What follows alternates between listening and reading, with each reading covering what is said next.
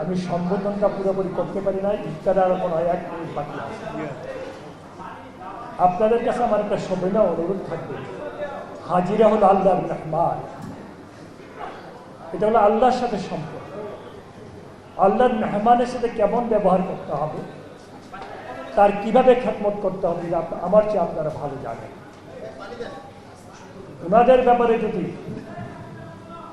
সুন্দর এবং সুষ্ঠুভাবে সুন্দরভাবে হজ আপনারা পরিচালনা করতে পারেন, আপনাদেরকে পুরস্কৃত করা হয় সরকারের পক্ষ থেকে। আর যারা গরমে দাপাদাপি, ঘরের চালের স্থায়ী সমাধান আনোয়ার সিমেন্ট শীট। কোনো অন্যায় কাজে লিপ্ত হবে, হাজিদেরকে কষ্ট দিবেন, তাদের বিরুদ্ধে ব্যবস্থা নেওয়া হবে ইনশাআল্লাহ। আপনারা দোয়া করেন। ইফতার আল্লাহর হুকুম, আল্লাহর হুকুমকে সঠিক সময় আমাদেরকে পালন করতে হবে। আমি আপনাদের খাদেম হিসেবে আপনাদের খেদমত করার চেষ্টা করবো আল্লাহর সন্তুষ্টির জন্য। আপনাদের সন্তুষ্টির জন্য নয়, আল্লাহর সন্তুষ্টির জন্য আমি চেষ্টা করব।